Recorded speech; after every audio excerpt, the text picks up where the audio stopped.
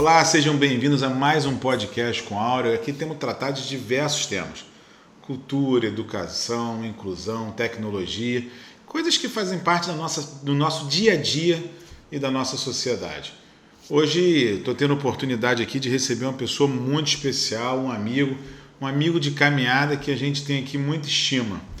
E segundo Fernando Pessoa, ler é sonhar pela mão de outrem.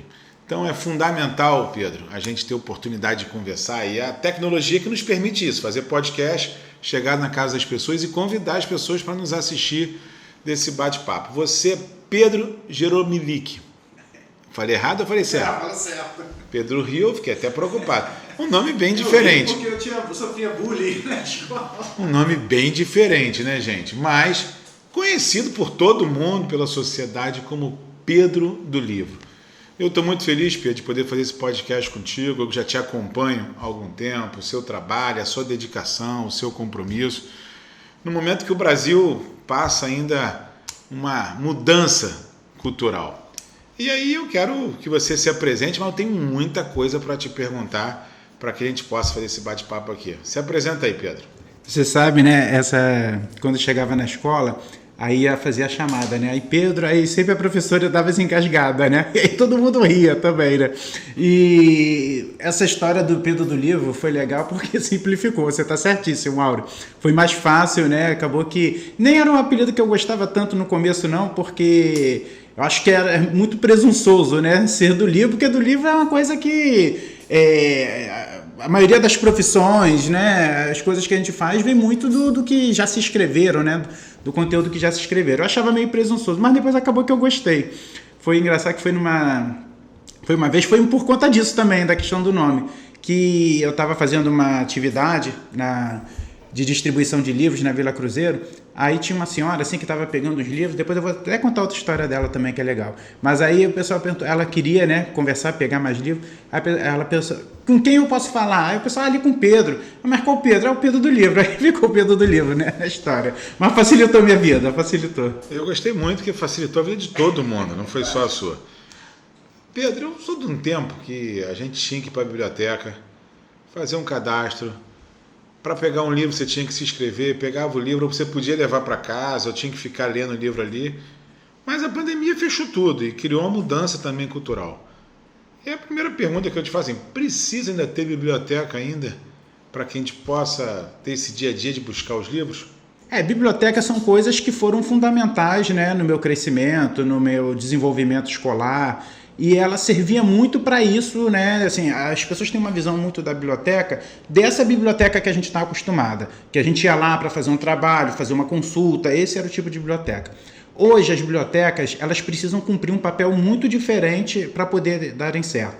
Ela não pode ser mais só um local que você guarda o conhecimento, que você guarda os livros, né? Não pode ser um depósito de livros, por exemplo. As bibliotecas, até porque isso daí a gente já tem na internet, tem em diversos outros locais que a gente pode armazenar o conteúdo. Mas você precisa ir além na biblioteca. A biblioteca precisa ter um papel social, precisa ter um papel cultural. A biblioteca precisa fazer o que eu acho que é fundamental, que se chama-se mediação de leitura. Ela media o encontro entre leitores, né, e livros. Então você cria as estratégias dentro da biblioteca que não passam pelos livros, tá? Quando eu fui superintendente de leitura, só não fiz casamento dentro da biblioteca, do resto a gente fez de tudo. Por quê? Porque é muito mais fácil você fazer com que uma pessoa que está dentro da biblioteca possa pegar um livro do que quem está do lado de fora. E a estratégia para você trazer essa pessoa nem sempre é o livro, são outras estratégias, inclusive o papel social da biblioteca. Tinha um período mais complicado ainda, Pedro, quando você tinha algum problema dentro de sala de aula, o castigo era ficar na biblioteca. Sim. Eu não sei, isso cria algum trauma também de biblioteca, quando fala, castigo, vai para a biblioteca, bota na biblioteca para ficar na biblioteca. Agora, a gente, nessa mudança, a pandemia, ela mudou um pouco esse conceito, né? A gente tem visto a oportunidade da leitura de forma diferente, a oportunidade de compartilhar conhecimento de forma diferente, a oportunidade de acesso de forma diferente. Você é criador de um projeto chamado Casa Amarela. Conta pra gente o que é esse projeto e como é que é essa biblioteca, se ela só tem que buscar, se ela tem algum acesso virtual, como é que funciona a Casa Amarela, se ela também, eu vi que tem itinerância, né? Como é que funciona isso? Primeiro a gente trouxe um presente aqui para você, tá? Todos os nossos leitores ganham uma bolsa de presente com a logo da biblioteca, com a identificação da biblioteca. E a Casa Amarela, ela é um projeto que surgiu a partir de uma demanda de uma biblioteca no bairro de Anchieta. O bairro de Anchieta é um bairro, né, carente de muitos serviços públicos, e a biblioteca se tornou um espaço de referência não somente de livros, mas um espaço de convivência dentro do bairro. Então as pessoas vão na Casa Amarela hoje não só para pegar livros emprestados, mas elas vão para atendimento social, para atendimento psicológico, para atividades culturais. Ela é um local vivo, ela é um local de trocas, de fruição, né? Então a ideia da Casa Amarela é que ela se torne uma referência no bairro de Anchieta. E aí, né, o Anchieta é um bairro, né, da zona norte do Rio de Janeiro, um bairro periférico, um bairro pobre, mas que não foge, né, à realidade de muitos outros bairros do Rio de Janeiro. Então a Casa Amarela começou a se tornar uma referência de uma política cultural, de uma política educacional para outros locais também. E aí começou a ter um movimento de expansão da Casa Amarela para outros bairros. E aí você sabe, né? A gente não consegue, às vezes, ter uma estrutura física em cada local. E o artista tem aquela coisa, né? Se o povo não vai até ele, ele vai até o povo. Então a gente criou a Casa Amarela itinerante como uma forma, né, de rodar a cidade do Rio de Janeiro, incentivando o hábito da leitura, distribuindo livros, contando histórias, fazendo atividade com as crianças, fazendo atividades também na perspectiva de esclarecimento sobre benefícios sociais, sobre atendimento de psicólogos, porque é fundamental que a biblioteca tenha essa integração. E a biblioteca não pode ser aquele local, porque senão não serve de nada. Não serve, por exemplo, ficar uma biblioteca ali parada com um monte de livros guardados que as pessoas só vão lá para poder fazer um trabalho, uma coisa assim. Esse tipo de biblioteca, que eu costumo brincar, é aquela biblioteca que quando você entra, né, as pessoas falam, não pode ter barulho. Pelo contrário, a biblioteca tem que ser acolhedora, tem que falar, seja bem-vindo, né? Tirar a plaquinha do silêncio e colocar a plaquinha do seja bem-vindo. E a ideia da Casa Amarela, ela se tornou tanto referência no bairro de Anchieta, que ela começou a fazer esse trabalho de expansão. E aí, né, a gente começou a itinerância dela também de percorrer a cidade. Você acredita que a leitura é uma forma de inclusão? E como é que você vê, quando você dá acesso à leitura, nessa inclusão do dia a dia, nos bairros mais periféricos, como você está em Anchieta, o que muda na vida das pessoas quando tem esse acesso à leitura? Sim, a gente, inclusive, essa campanha aqui, Mais Livro, Menos Violência, que está estampada aqui na nossa bolsa da biblioteca. Está estampada na sua camisa também. Na camisa também. Que é o lema da biblioteca, né? Tem um autor que eu gosto bastante, que ele escreveu alguns livros, né? Dentre eles que eu gosto mais é Elite do Atraso, Gessé de Souza. E o Gessé de Souza fala o seguinte: a criança que não tem acesso à leitura, que não tem acesso à educação, né? Que não tem acesso ao lúdico, ao mundo dos sonhos, ela tende a reproduzir conhecimentos, ela tende a reproduzir práticas do seu dia a dia. Então, por exemplo, o filho de um pedreiro, sem demérito nenhum, ele vai querer ser o quê? Vai reproduzir a prática do pai. Ele vai brincar como? Com um carrinho de mão. As crianças que estão em locais violentos, elas tendem a brincar e tendem a se acostumar a normalizar comportamentos de violência também. Então, por isso que a gente tem essa campanha, falar mais livros, menos violência. Porque quando você estimula na criança outros hábitos que não são os hábitos violentos, mas são hábitos educacionais, são hábitos dela, ter acesso a coisas coloridas, bonitas, né, coisas bacanas, você está fazendo também um trabalho que ela possa perpassar aquela condição de pobreza que ela tem.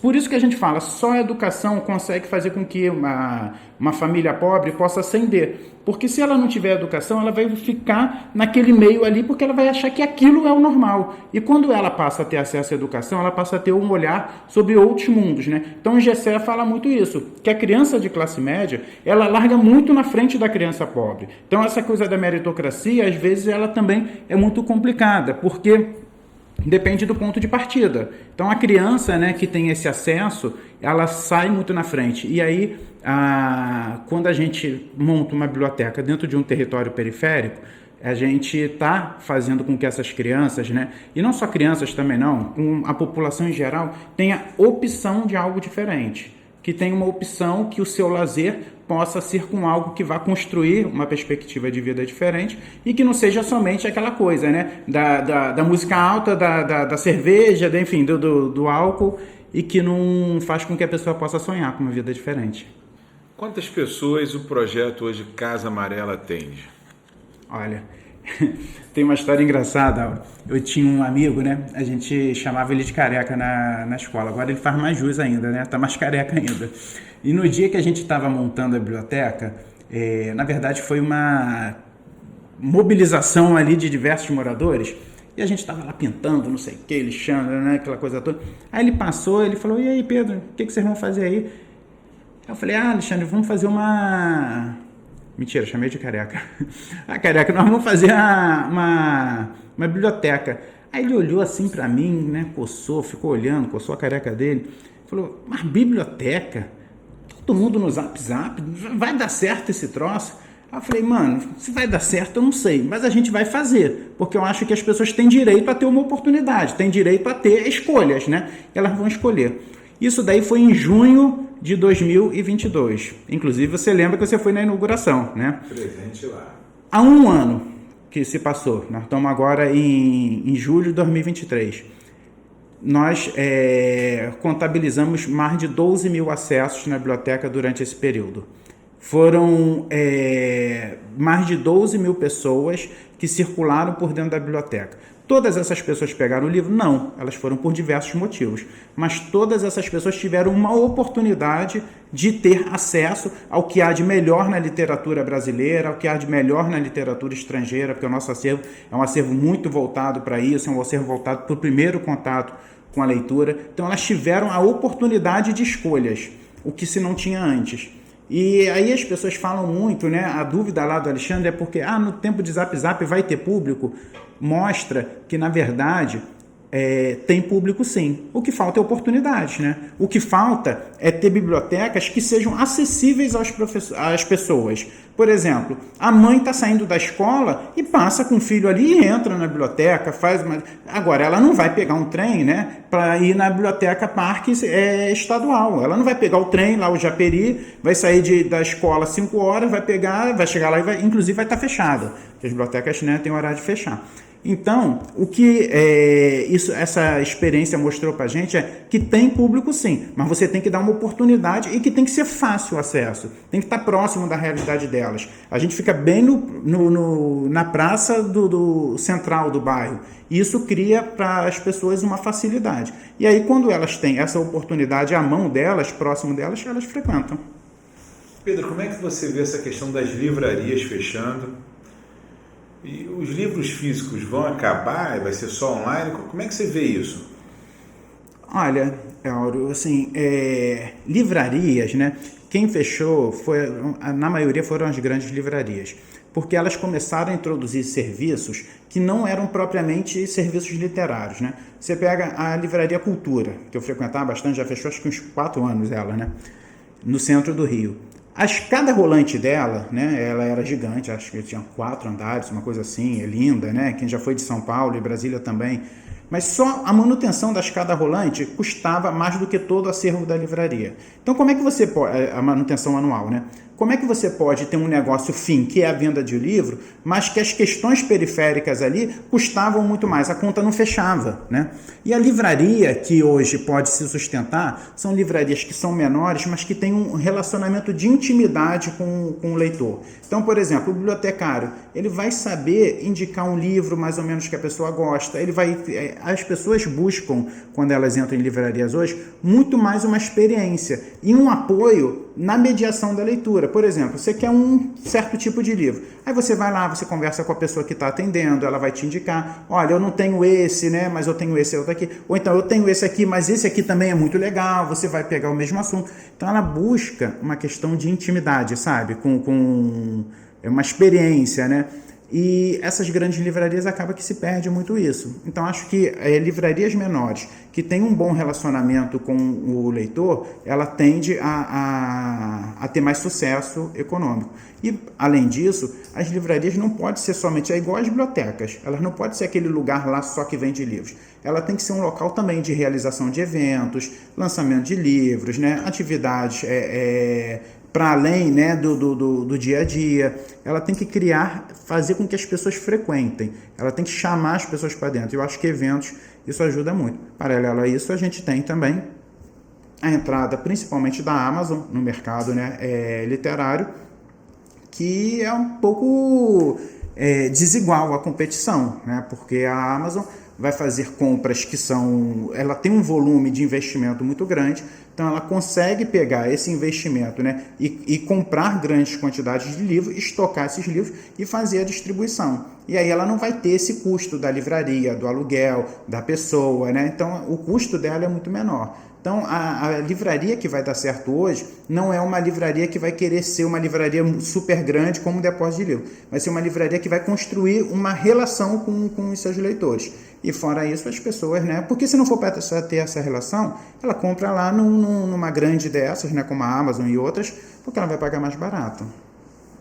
Pedro, e como é que você pensa nessa dinâmica, dessa mudança que tem de comportamento com o projeto Casa Amarela? Você pensa em expandir, está nos planejamentos, pensa em daqui a pouco ter a Casa Amarela online? Como é que funciona isso na sua cabeça hoje? O que está planejado para esse futuro? Aí, deputado, vamos fazer política pública de leitura, vamos expandir essas bibliotecas. Pensa em expandir, sim. A gente está criando um projeto que, inclusive, foi baseado numa experiência que você deve conhecer, né, da Secretaria de Cultura de Queimados, das pessoas entregarem livros em casa, né? Delivery de livros. E a gente hoje, na Casa Amarela, o nosso acervo já está todo digital. Só falta grana para a gente botar lá um motoboy entregando. Mas quando tiver, a gente vai botar. Mas o acervo já está digital, então você consegue acessar o nosso acervo hoje, né? Pela biblioteca. Entrando no Instagram da biblioteca, que é a Biblioteca Casa Amarela, você consegue pegar o link e aí você entra no acervo. E aí você já vai saber o que tem na biblioteca. O passo, então esse primeiro passo a gente já foi dado, né? A gente consegue ter o acervo disponível para verificação online, como se fosse um cardápio, né? Que você aponta lá o QR Code e hoje você consegue ver, mas você pede ainda para o garçom.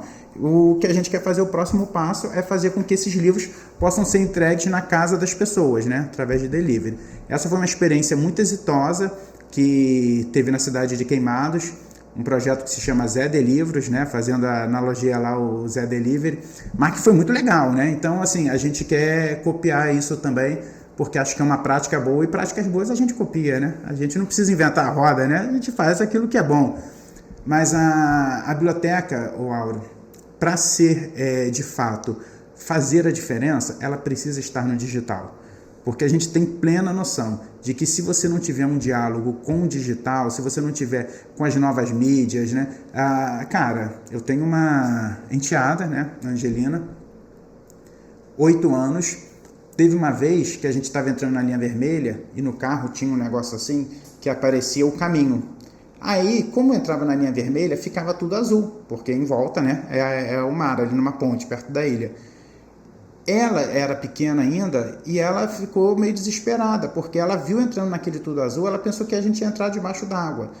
Na verdade, aquilo me deixou tão assustado, porque para ela, mais importante do que a realidade em volta, era a tela.